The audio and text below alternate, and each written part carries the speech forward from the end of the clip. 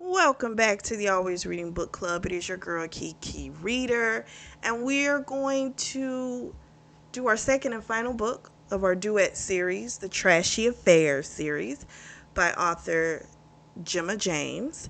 And book 2 is called Trashy Conquest. We start off right where we left off, which is Cash back at the penthouse, finding out that Monica is missing. But there's another element to this. We find out there's a dead body in the penthouse, and the body is that of Lydia Hirsch. They have footage of what appears to be Cash and Monica arguing, and Monica going into the penthouse. So, of course, they're asking him, "Where have you been?" And they're like, "We have footage of you being here." And he's like, "That's not me." And they're like, "Oh, yeah, let me guess. You have a look-alike." He says, "Well, yeah, actually, I do. I have an identical twin." So now they're pressing him about his whereabouts. And he says, "I was with my assistant all weekend." And so they're like, what's his name? Detective Riley. He's all like, "Oh, that must be one, really dedicated assistant."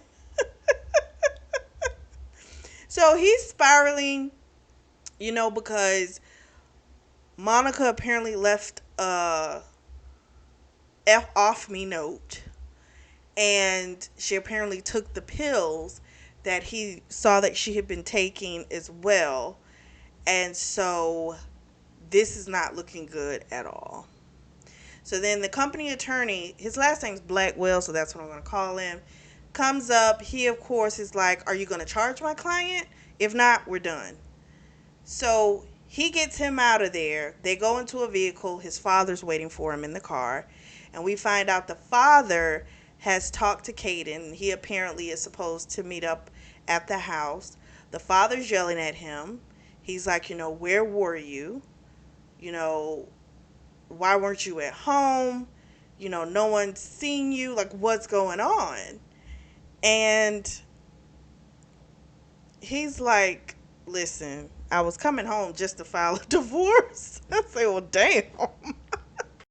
His father's calling him stupid. You're going to ruin everything behind, some other woman. And he's like, "How am I ruining something? There was a dead body in my home. Monica's missing. I'd say we're already screwed." And so he's like, had it up to here.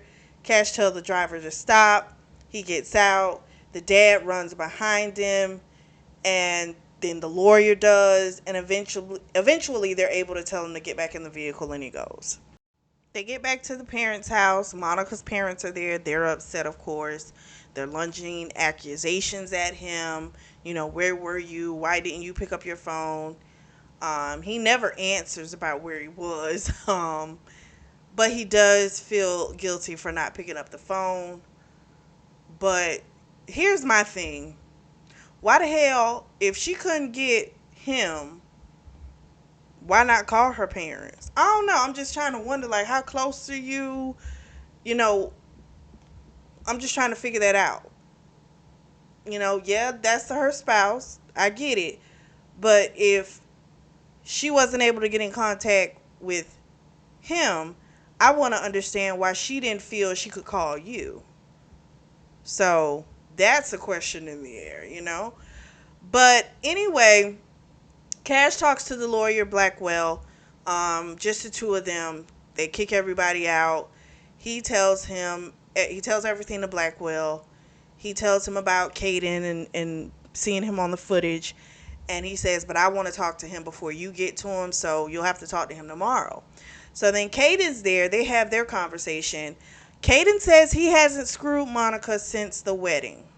So they apparently have been involved off and on for years, but the parents wanted Monica with Cash because that was the one that was basically going to inherit the kingdom, right? So Monica, according to Caden, wanted everything that came with that. So that's why she made a decision to be with Cash. He tells him again, "I have not laid a hand on her, you know, nothing like that." And he says if she was messing with someone, it was not me. He doesn't fully trust his brother, understandably, at this point. Um, he says he went over because she called him asking him had she seen Cash. And he sounded really off. So now, okay, a little more piece of the puzzle. So you called your husband, you didn't get him, you called the brother, and then you stopped calling. No one else. Just saying, a little weird. So he says when he got there, she sounded off. She had a duffel bag in her trunk. She's talking crazy. Um, but I'm just kind of like, well, what did she say? Like, maybe there's some clues as to where she like ran off to, you know? But he said she just kept saying, apparently there was a note Cash was telling him. She left an off me note which says, I'm so sorry, I just can't keep going on like this. I got to get out of here. And that's all her note said. So everything is just a complete and utter mess. We switch to Jules and we find out that she, of course, hasn't heard anything from Cash. She's getting worried, right? It's the next morning. She has sent him text messages, nothing.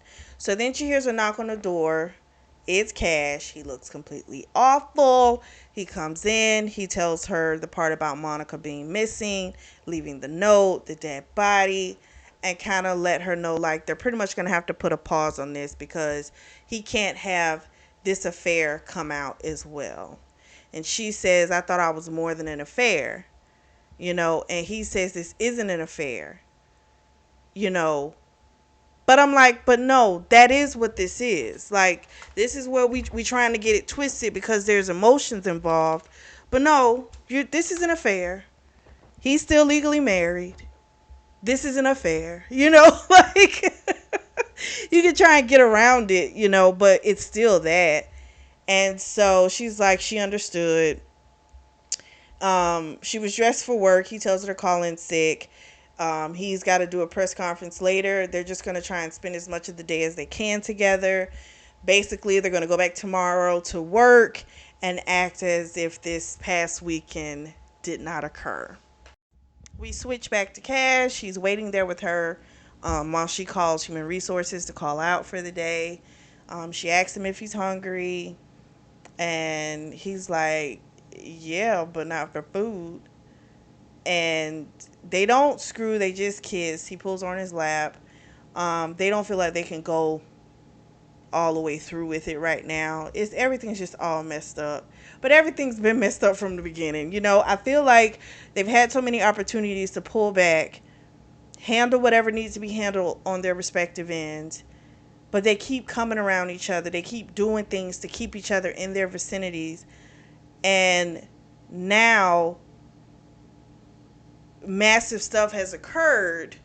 And, this is scary stuff. You know what I'm saying? This isn't, there was a dead body. So stuff has gotten really real. And I'm afraid that, I don't know, maybe they'll survive this. But this is a lot of freaking pressure on a relationship that's probably solid, but it's just too much. She says to him she's afraid she's going to lose him. He tells her, you're never going to lose me. He says, the mere fact that my wife is missing and I'm still telling you how much I love you, how much I want you. He's like, that should be proof that you are everything to me. And she says, we're going to hell. He's like, as long as I get to look at your face. And I say, well, damn. We switch back to Jules. About 30 minutes earlier, Cash left. He's going to go do his press conference, and then he's supposed to come right back to her place. Not too long after he left, she gets a knock on the door. She's thinking, oh my gosh, she came back so soon. But no, it's Chris. Again, why people ain't looking through peepholes, bruh? This is crazy. You just gonna open your door because you think it could be this person? Like, she normally feels when it's him. So I'm like, ain't that much excitement in the world. Like, I'm not gonna look through a fucking peephole. So Chris, of course, she of course is like, what are you doing here? And he's like, I've texted you, you know, you won't answer. Like, what else am I supposed to do? So she sends Cash a text like, hey, Chris just showed up at my door. You know, basically the block is hot right now. Like, don't come.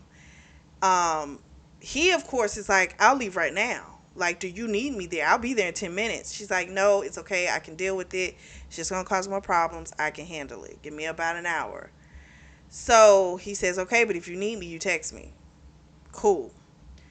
So Chris is just walked in, went in her kitchen, and it's like, have you had breakfast? Let me make you breakfast. I'm like, she felt like she was in like the Twilight Zone for real. He's making it, and he's like, I'm so sorry. It was a mistake what I did. He tells her that he's apparently been looking at potential jobs out here. He sees her texting, and she must have a look on her face, which she normally does when she's texting Cash. And he's like, have you met someone?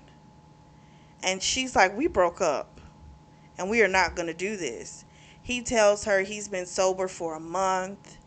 He says he got her address from her sister Britt, which I think is that's crazy. That is absolutely crazy. Then he drops down on one knee and proposes to her. He says he's had the ring for over a year. So you brought that ring a year ago, and you aren't giving it to me until now? When you've been doing this back and forth shit with me for a long time. Like, that's crazy. But he expects her to say yes, because these are the issues that she was having with him. He was drinking too much. So he goes, I've been sober for the past month. Okay, good for you. He's telling her, I started out doing it for you, but then I realized I need to do it for myself. So he's saying the things that he knows are going to be, it's kind of like the Hail Mary, right? I'm going to do all the things that I would never do for you before so that I can hook you one more time. And he knows she wanted to be married, bringing out the ring, right? So he's trying to pull out all the stops. And it's like, you choose now to do that. He is just clearly grimy, and I don't like it. So he tells her she doesn't have to give him an answer right now, but then he leaves. And so she's just looking at the ring, and I'm just kind of thinking, why the fuck did you even let him put it on you? Like, what is there to think about? Are you just so caught up in past emotions?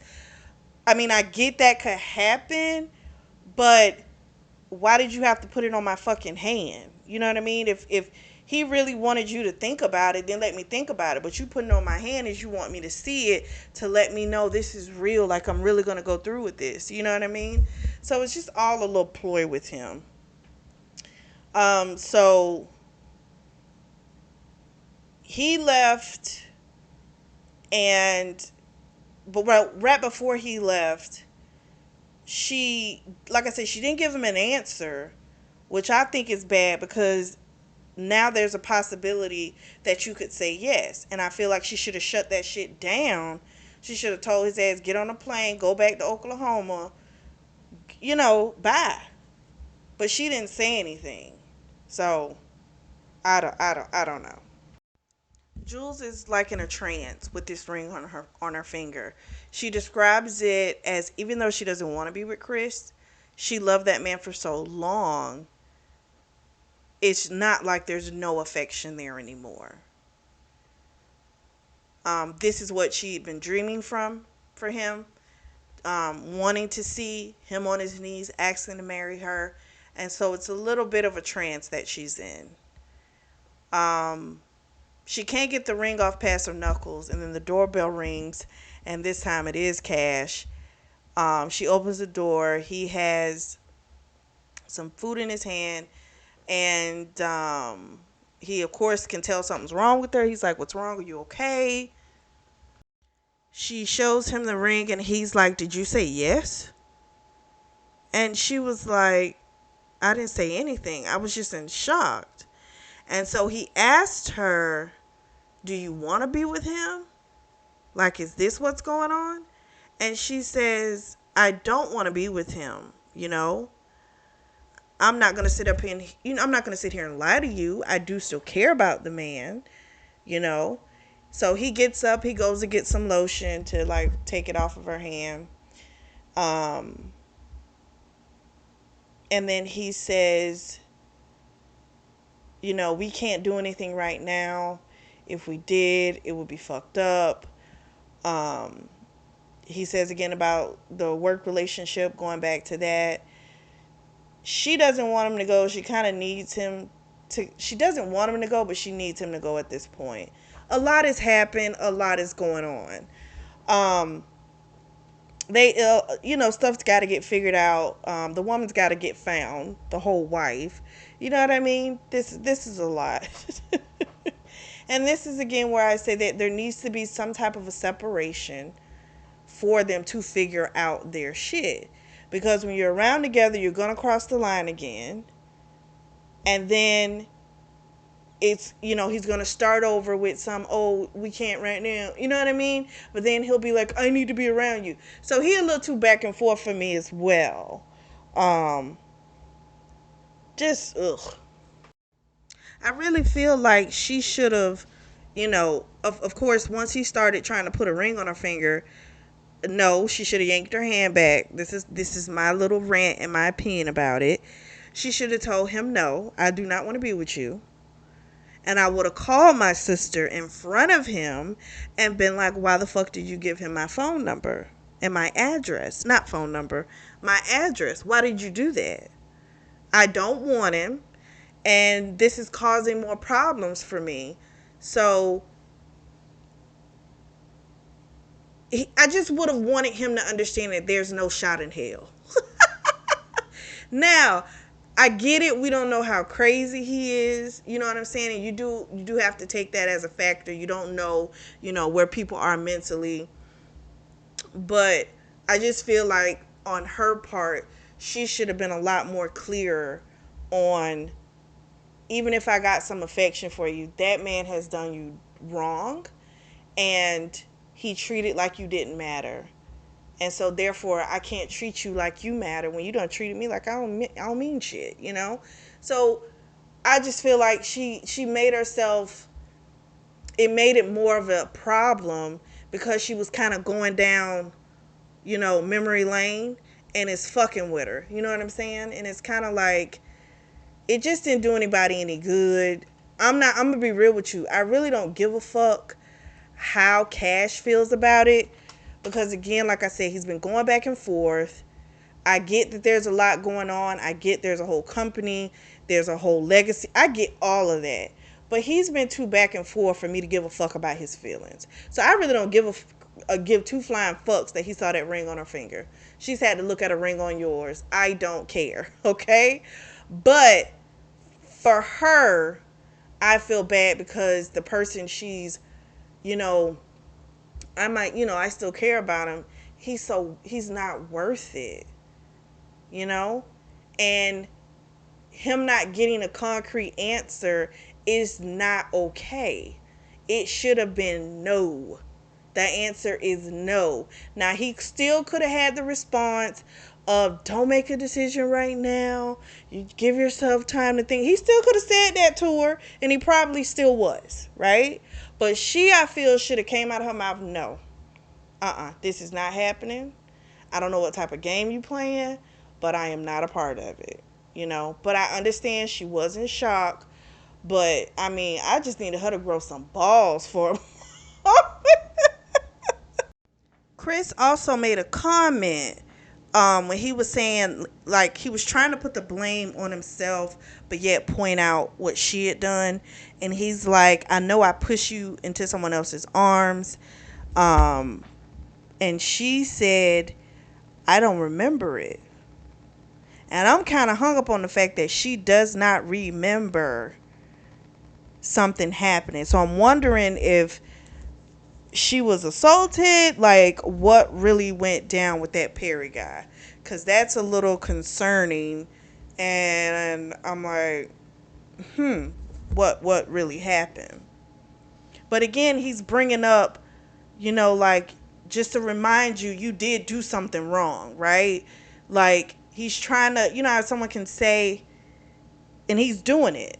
Like, yeah, I was wrong, and I've done things that may have pushed you to go do something that was wrong. Like, you just stand in the fact that I wasn't a good boyfriend to you. I wasn't a good partner for you. Just that's it. But you want to try and point out her faults so she can't, like, really nail you for the crap that you did, you know? We switch back to Cash. He is at the office. It's the next day. Beth, who's a receptionist, when she says, good morning, Mr. Montgomery, her voice sounds a little weird. But, it's a lot of crap going on, you know. Everybody else is kind of busy going around, there's a lot to do, but something's off. He goes in his office, he calls the private investigator to see if he has any type of an update, any new information. And he says the only thing he has is that the person that sent the photo was Lydia Hirsch, and that apparently Monica had paid Lydia a chunk of money, um, and we don't know what for.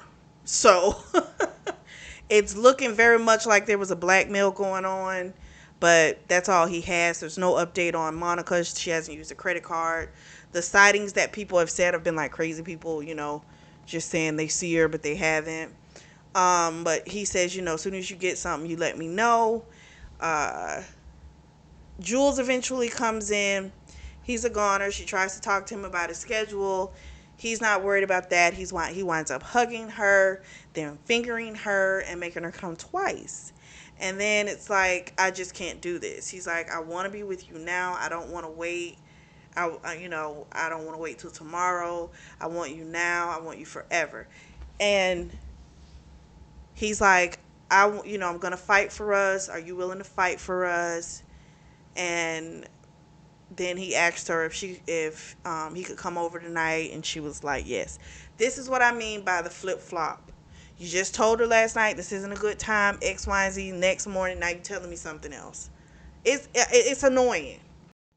Jules goes and meets Leslie and tells her about Chris. She, of course, is like, you told him no, right?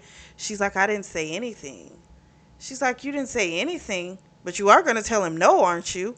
She's like, of course I'm going to tell him no. She's like, you know, this is Leslie. She's like, he's just being manipulative. This is how he normally is with you.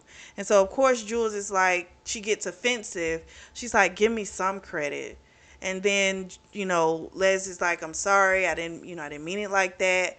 But I'm like, listen, sometimes you just you have to have real conversations and just say what it is. Girl, this fucked up. He treats you bad. This is not me being funny with you.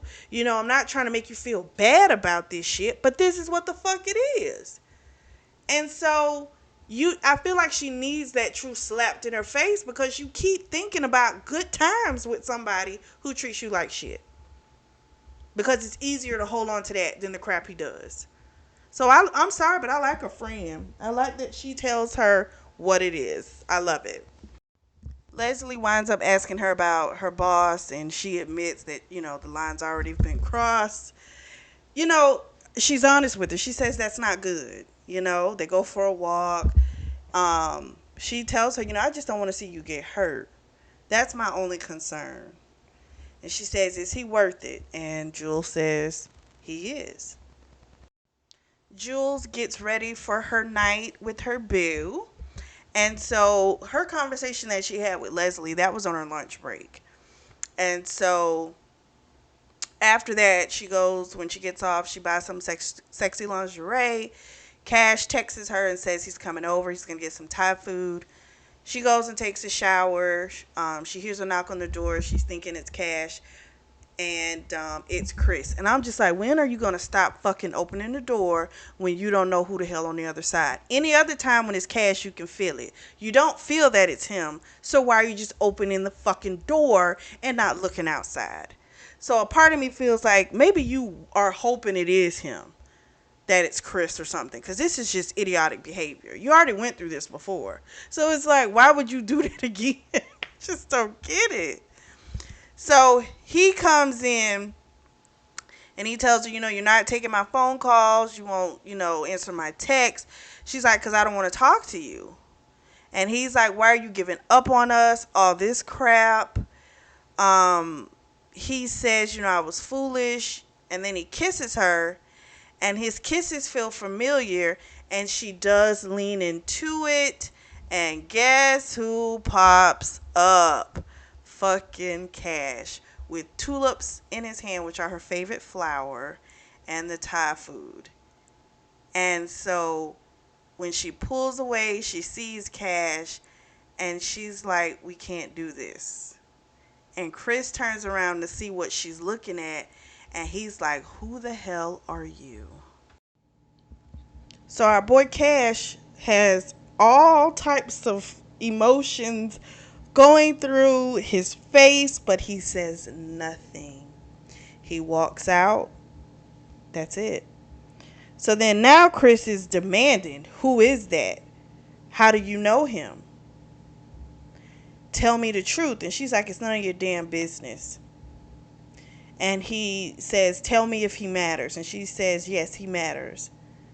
And he's like, so you're just going to throw away everything for somebody that you just started fucking with? And the truth is, she tells him, we should have broken up a long time ago. She gave him his ring back. He kept pleading. She told him, please go back to Oklahoma City. He's like, I want to be with you. I want to fight for you. She's like, no. He's like, I bought that ring for you. She said, and you're just now giving it to me. He's like, don't you, how did he say it? Don't punish me for the mistakes I've made. I'm sorry. But it's like, again, you bought that ring as to set up some type of romantic gesture. And then, did you set up a romantic gesture? I don't think you did. I'm not saying that, someone couldn't want to, do the perfect one and plan something and it took him a long time. I'm not saying that's not possible.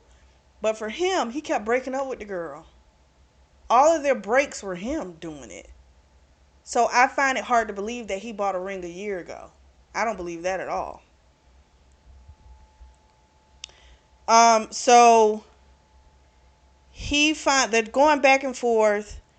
And then eventually he leaves, and that's when she starts to cry. So then we switch back to Cash. He's full of rage. He goes to his penthouse. The cleaning people haven't even come to like, get everything, squared away. But he didn't want to go to a hotel, and he doesn't want to stay with his brother. His brother winds up coming over anyway and tells him about the situation with Lydia Hirsch and Monica's mysterious relationship with the woman. Kaden tells him, you need to go talk to Jules. So Jules texts him and says, come back so they can talk. Cash doesn't text her back. He just goes over there, knocks on the door. He, of course, is like, I need to know you want me. She looks at him and she says, of course I want you. He says, then take your clothes off. So then he's like, I want your mouth. And it's because every time he closes his eyes, he sees her kissing him.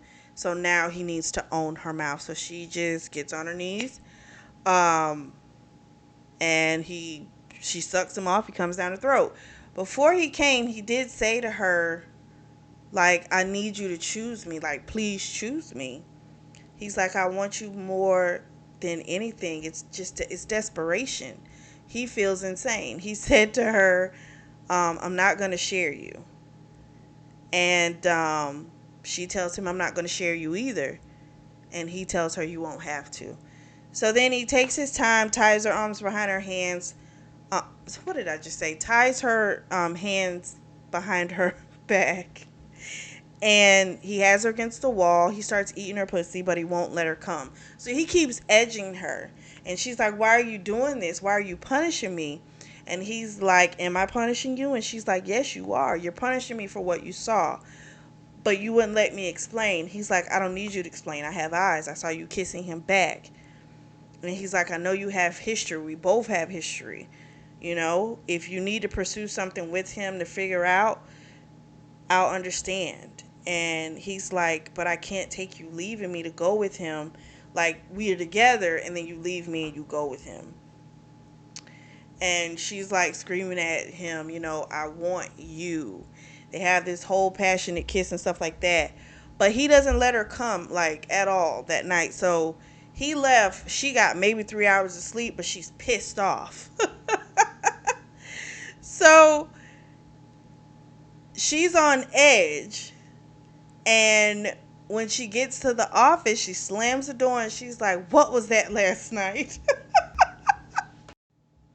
He says to her, what do you mean? She's like, why would you do that to me? And she says to him, I bought lingerie for you.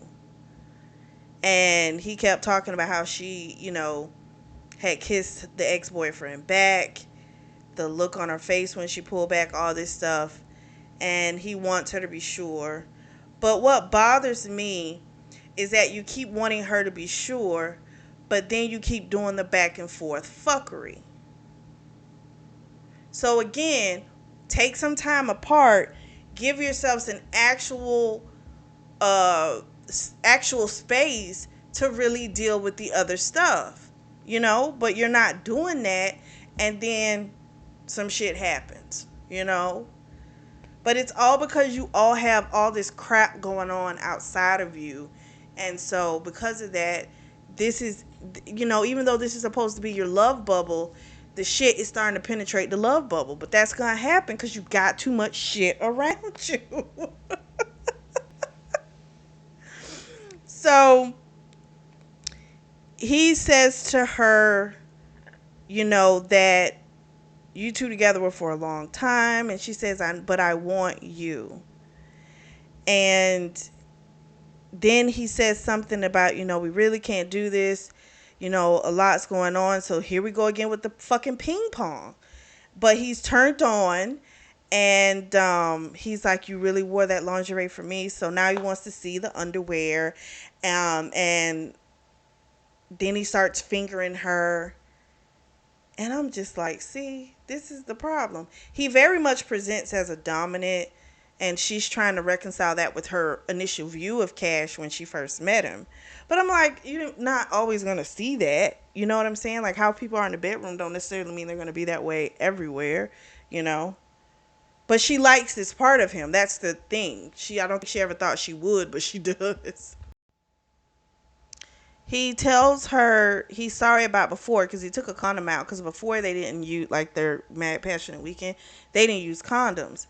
And she's like, it's not your fault. That's on both of us. She's like, if something were to happen, I know you're not the type of person that would, like, abandon me. She's like, and I'll go back on the pill. And so then they start doing all this lovey-dovey stuff and saying how much they love each other. Where have you been all my life? All the little sweet stuff. And then the phone rings, and because he was about to fuck her in there. And he's like, I gotta take it. She's like, don't. And he's like, I got to.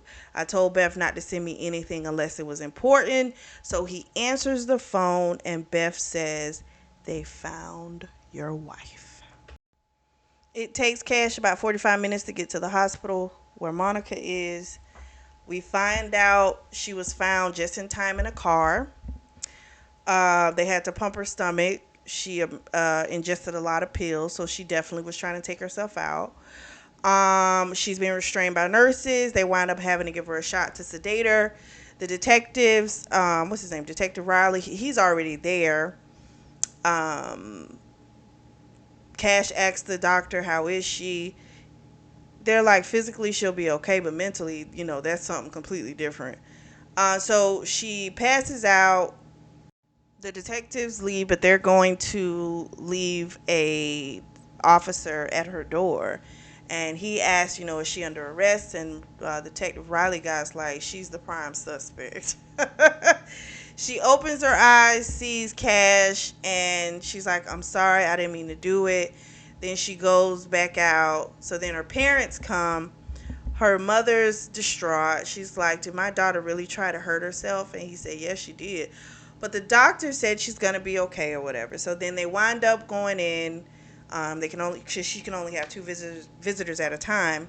And then he leaves out, and then Cash's father comes, and he's like, I need to talk to you. So his dad, of course, is like, they already got the family attorney Blackwell on it. They're trying to get ahead of everything, and Cash unleashes. He's like, get ahead of what? There's nothing to get around, you know? And he's like, you don't understand, the stocks are plummeting. This is the father. We've got to save the company. And he's like, that's got to be your priority. And Cash says, what about me?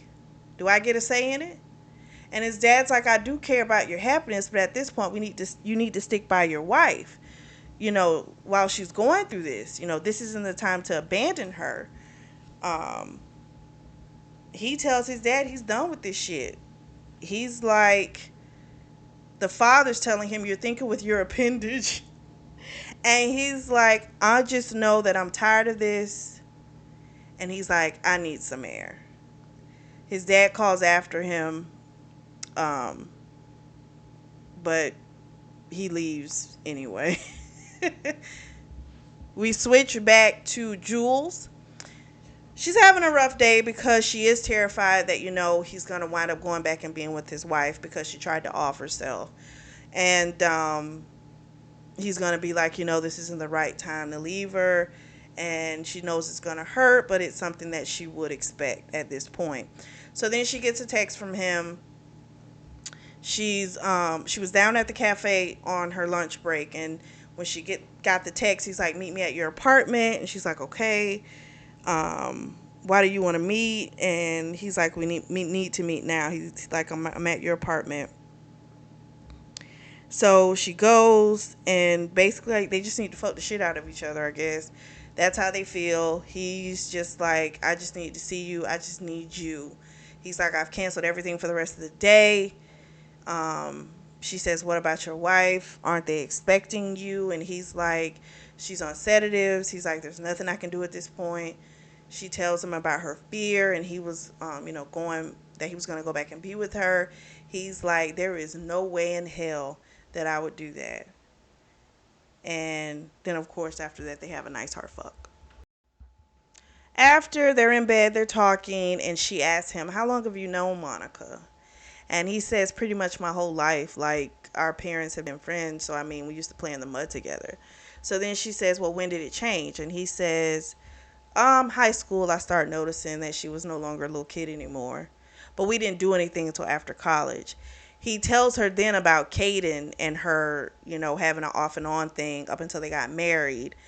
And that on the day that she was, found, that she was missing, of what was on the footage.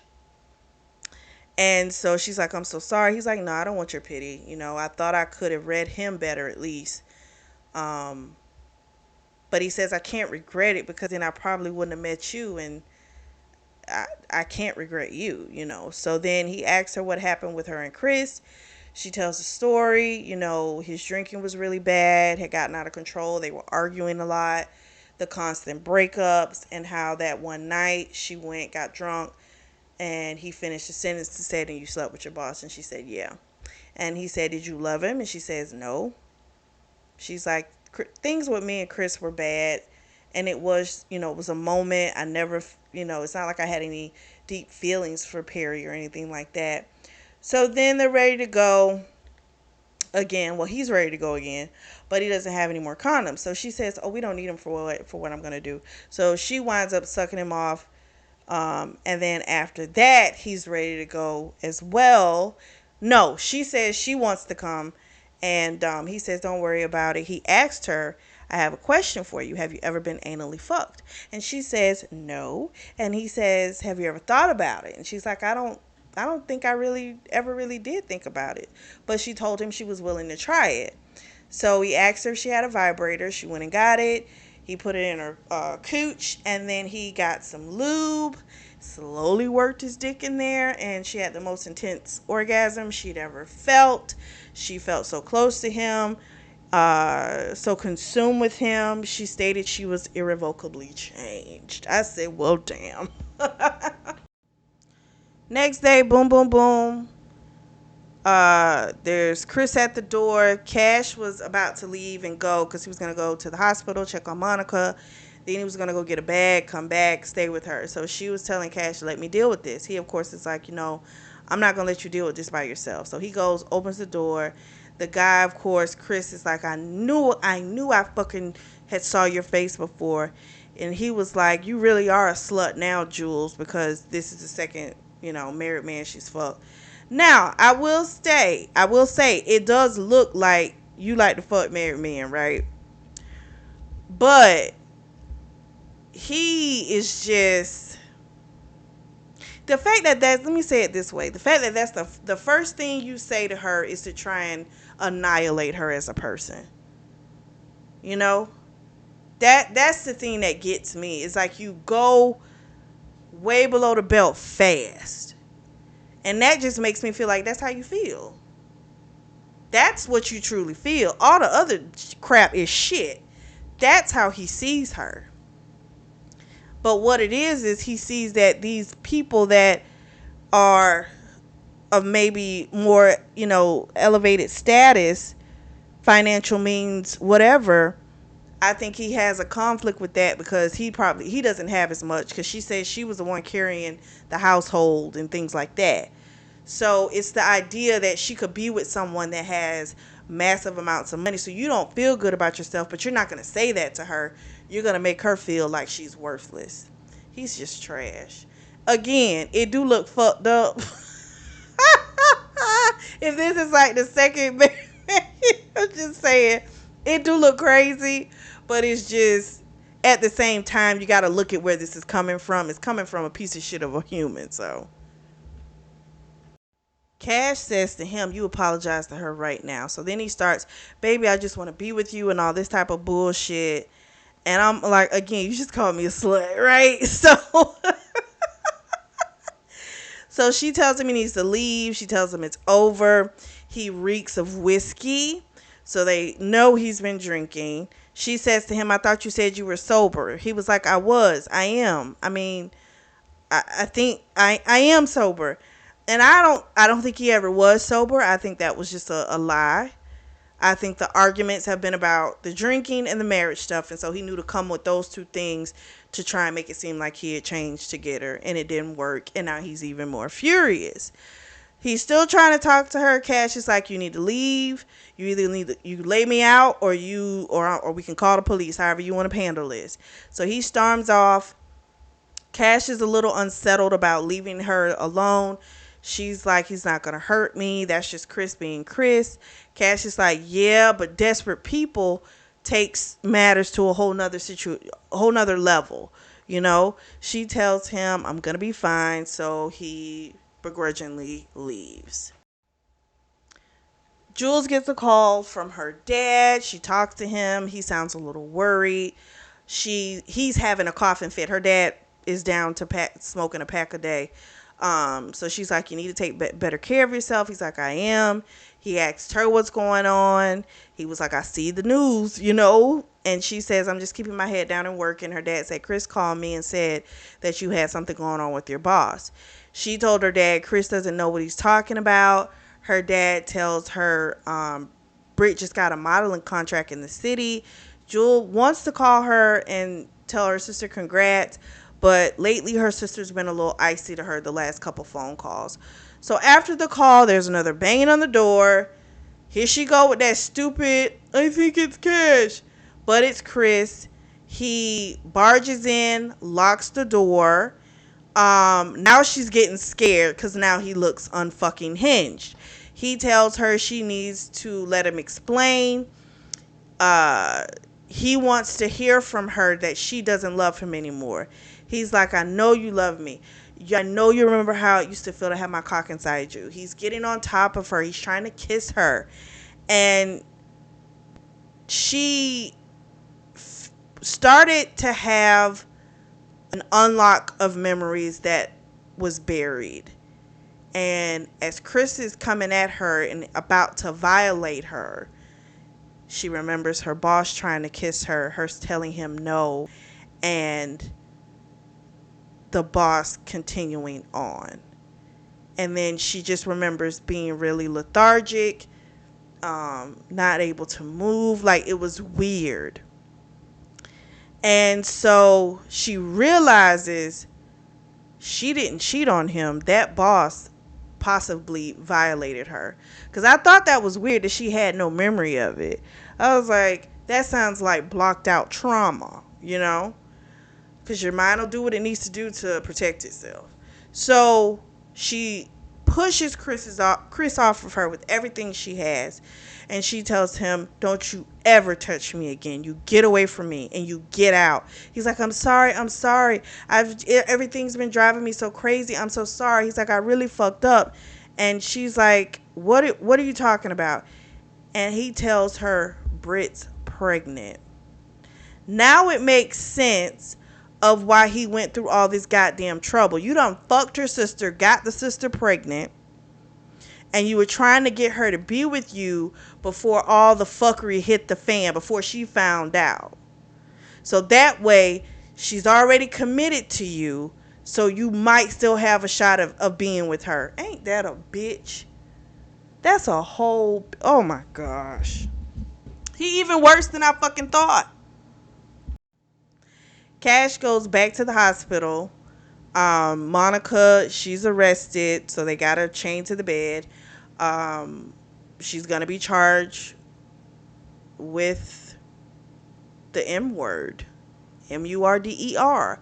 She says it was an accident. They're gonna try and get her to a plea deal, get it all the way down to involuntary manslaughter. That's the plan. So Cash is like, "All right, you need to tell me, what's going on. Like, why were you and Lydia fighting? Who is she to you?" And she says, "I'm tired." And before that, she had said, when he first came in, "Where were you?" And he said, "That's not important." She said, "It is important." She's like, "Where were you? And where were you when I was calling you this weekend?" He says, "I was busy." But it's crazy. She's trying to demand answers, but clearly you're involved in some stuff. And then she tried to get out of telling him about it. Because when he's like, "Tell me what's going on," she's like, "I'm tired. I can't right now." And he told her, "If you do not tell me within the next 5 seconds, I am done." So then she starts to tell him. So she hired Lydia to seduce him. So that way her father side could pretty much gain complete control of the company because of their infidelity clause in their marriage. So this is absolutely crazy. So her father, they've been planning this crap. She came up with this plan to try and get, to do this for her dad. Because apparently Cash's father is fucking Monica's mother. So the dad got pissed, of course, and wanted to stick it to him. And I get that. Makes perfect fucking sense. So the picture didn't work. That picture wasn't of her with someone else. It really was of her and Cash. But it was a picture she took when they first got together. And she tried to doctor it up to make it look like it was something else. So that means she was trying to get him to think she was cheating. So she technically hadn't cheated, but then he would feel the okay to go and do it. And then she could get him. I'm like, okay, makes sense. Well, what happened was when he didn't hire Lydia, Lydia then wanted more money from her. And that's why Lydia came over. That's why they were fighting. And she wound up pushing her. And the girl hit her head and died. So it really was an accident, according to her. She tried to make it seem like her and Caden got together like in high school. And he's like, "I know you were messing around up until we got married." And she was like, "Oh." So then she confesses even more stuff. She says, "Do you remember after when I went to Paris for a while?" He says, "Yeah." She says, "I was pregnant and I had the baby and I gave it up for adoption." So Caden's got a whole kid, doesn't even know anything about it. I'm like, this is some fucked up shit. So he apparently, I think he knew that she was pregnant, but he thought she had made the decision not to have it, but that was all a lie. I'm like, oh my gosh. So he tells her, you're going to have to tell Caden. And Caden pops up at the door and he looks at Cash and is like, I'm sorry, don't be mad at me. I just wanted to make sure she was okay. He clearly is still in love with that girl, and she's still in love with him, because when Cash asked her, she admitted, yes, and I still love him, so she admitted it. So he tells him, he's fine, you can come on, it's fine. He's like, she got something to tell you anyway, and then Cash walks out. We switch back to Jules. Les comes over and she sees the glass, her bloody foot. Of course, she's like, what happened? What is going on? So she tells her what happened with Chris. She doesn't tell her about the memory that Chris coming at her sparked with her former boss, Perry. Does tell her about her sister, Britt. And Les is just like, I don't understand how he thought that was going to work. You know? Like, he was going to propose to you. It's just like, you weren't going to find out about your sister. And she's like, I know. Like, I just don't see how he thought I was going to be okay with that. And so she's like, I mean, it's effed up on his part, but your sister? Like, how could she do that to you? Like, that's just awful. So she finds out also, they leave, she cleans her up and everything. And Les is like, let's go out and get something to eat. Let's get out of here. So they go and we find out that, Les reveals to Jules that they are now Club Shadows, like weekly, they have a weekly gig there. And she's throwing her a surprise birthday party. Well, it's not really a surprise because she's telling her. She's like, but this is happening. We need to celebrate you. I was like, oh, she's a good friend. Now, there's an issue going on within the band because Garen, the lead singer, apparently has been drinking a lot, and Zan and her brother are pretty upset about it. Jules did ask her, has anything happened with Zan yet? And she's like, no, it's just too much risk. And so she asked her, Les did, like, are you, like, sure this is, like, he's really not your wife, after everything that's happened? And she says, no, I'm not worried. He wants to be with me. He says he wants to move in for us to be together, and I leave him. She's like, well, if this is where you're going to be, I guess I need to meet the man. And this is actually when she tells her about this, the party and everything like that. And she, says, okay, now guys can finally meet. We switch back to Cash. He's going to see his dad first because Jules is out with Les. So him and his dad have a conversation. His dad, of course, is like, we have to protect the company and all this type of crap. And he lets his dad know that he knows everything. He tells his dad the stuff that he didn't know, which was the plan that Ned, Monica's father, was coming after to take over the company. And this shocked him. And he's like, I didn't think he would do that. And I'm like, you fucking the man's wife. Like, he's clearly not in an open marriage. You know that.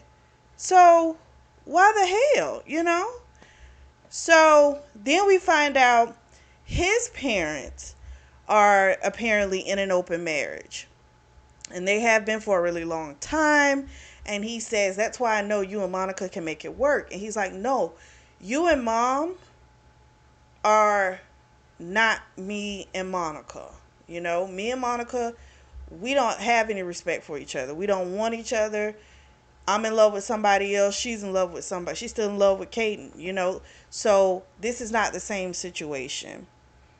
And his dad's all like, well, if you think it's best. And then he told his dad, we cutting the strings. Like, you've retired. and you're going to start enjoying your retirement. He's like, because I am absolutely done being your puppet. And I'm like, finally, that's good, because that needed to happen, because that daddy was not going to unleash the reins. So Jules leaves and comes back to the apartment. Cash had texted her. He was already there. He used the key left under the mat. Now, I don't know why the fuck she thinks that's smart to have a fucking key under the mat when you got, Chris crazy behind running loose, but okay. So she comes in. He's cleaned it up. There's a bunch of candles everywhere. She took it as he's washing out everything that happened earlier that day with Chris, and that was what she needed. So then, of course, they had their nice session. And he, of course, was on this whole thing of, can't come until I tell you. But they had a glorious time. So after their nice hard fuck session, it's the middle of the night. He looks over. He sees Jules staring at the ceiling. He knows something's up. So eventually she tells him what happened with Chris and the memory that it triggered. And she tells him she thinks she might have been drugged because she remembers barely being able to lift her head up, feeling weak, groggy. And of course, he is ready to completely take someone out now, right? He's trying to calm himself down. She sees he's getting worked up. um, but she's like, it's okay. Like, I'm okay. It's okay. Like, chill out. She feels like she's over it. She told him about Chris getting Britt pregnant, and he's like beside himself, but he wants to destroy Perry. So he tells her, if you're not going to press charges, I got to be back in OKC in a few weeks, and I can make him pay professionally. So even though she kept asking him not to, I don't think he's going to be able to let it go. If he does, it really would shock me. So we fast forward a little bit, and we find out he has filed for divorce. He doesn't wear the ring anymore. It's Jules' birthday the past few days, so she's gone and purchased a pregnancy test, and da da da da, she is pregnant. So after this, there's a knock on the door. It's her sister Britt. She barges in. She tells her how sorry she is. I'm like, ain't enough sorries in the world. We find out how it happened. So I guess when they found out about her night with Perry, that's when they hooked up. So I guess found out about that, and then she left. I guess that was when they hooked up, but then they kept hooking up. I'm like, okay, that's just freaking awful. She does tell her sister, because her sister's like, Chris wants to be with you. He loves you. I just wanted someone to look at me the way that he looks at you. And she says, well, y'all can be together because I don't want him. And she's like, no, he doesn't want me. He wants you. I don't want the baby to affect anything. She says she's going to not have the baby. And she tells her, like, don't do anything because he tried to pressure you into it. Because whether you have that baby or not, I'm not going to be with him. So that doesn't change anything on my end. You need to do it because it's something you want. It has nothing to do with me. She says her modeling career is just starting to pick up, and she can't take care of a baby. That's not what she wants to do. So she wants to end it. She, of course, still encouraging her sister, just do what makes you happy, X, Y, and Z. But I'm still like, so you've been, but she's always been kind of not the best to Jules, according to her. So it's like, so you just been sitting on the sidelines hating, and then the minute you thought you could get something I had, you went for it. Like, you trash. I don't know. I wouldn't care too much about dealing with that hoe anymore. Their father was sick a few weeks back, but he's okay now. She hasn't told her dad, Britt, because she's a coward and she's embarrassed. Yeah, because that was fucking awful. You should be embarrassed. So they wind up going to breakfast, which I'm sorry. To me, that didn't work for me. Even though I don't want, the Chris guy anymore, and I'm speaking on behalf of Jules, I still won't want to deal with her. That's just too malicious. That's just too dirty to me. She's at Club Shadow. They're having a birthday party. The band's performing. Cash finally arrived. He was running a little late because he had to iron out the rest of the details of Monica's resignation. He, of course, tells her how much he missed her and all this type of stuff. He gets so horny when he gets around her. It's crazy. So then he, was like, he didn't have any condoms. And she says, we don't need any. And he's like, we don't? And she said, nope. She said, I hope you meant what you said when you said you wanted children. He's like, yes, I meant it. She's like, good, because I'm pregnant. So he's ecstatic. So then they wind up going upstairs to the VIP section and fucking. And right when he was about to come, boom, Caden's ass pops up. He finishes coming, and then Jules scurries off to the bathroom, and then him and Caden have a talk. Caden, of course, is shocked about the whole little girl that he had, that he'd never met, and he's not sure if he'll ever um, be able to meet her. We find out Monica got 3 years for her crimes, and they agreed to just be more open with each other. Cash kind of was like, when did this start to where we were hiding shit from each other? So they want to get on the same page again.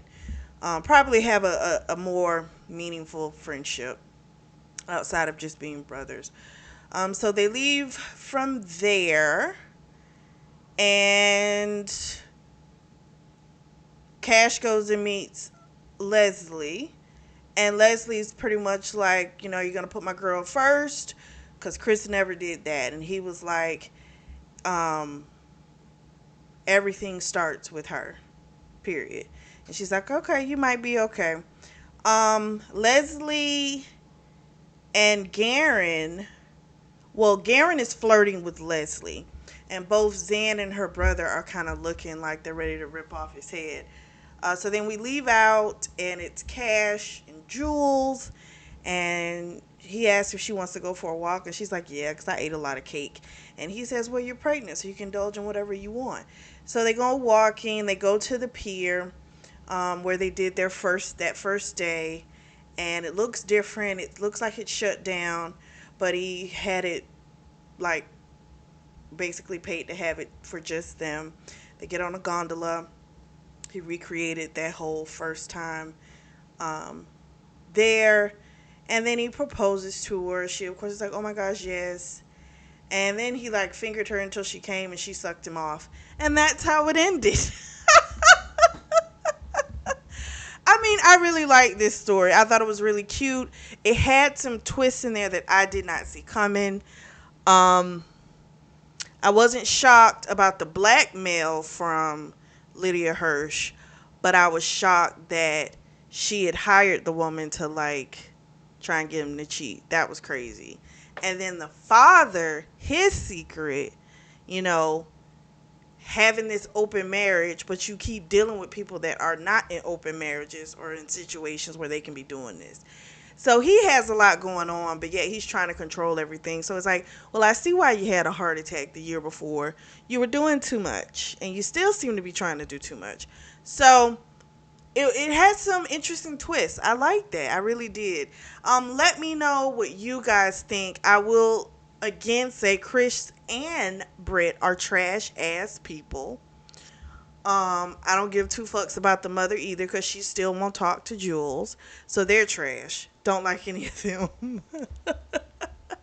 I just hate that, he did all of that because he was trying to get in front. It's like, when they try and get in front of the story, right? So I know you're going to find out that I knocked your sister up.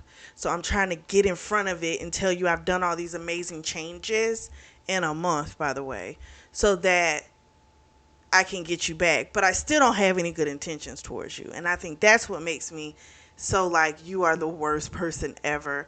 And the sister, sitting around envying. It's just so awful. Just so awful. But I like the outcome. She got her dude. She's happy. I don't think this is a normal scenario. Like, this is not one of those, oh, well, if you date a married man, there is a possibility. I'm not going to say that. This is just a book. For her, it worked out, but I would highly advise against it. Let me know what you guys think about it. Drop down in the comment section. Let me know. If you are in the market for a beautiful notebook or journal, I do have those available. And the links are going to be available down below in the description section. Make sure you all like and subscribe and share. Tell a friend, tell a friend, tell a friend. I really do appreciate you guys' support. Thank you so much for tuning in to the Always Reading Book Club.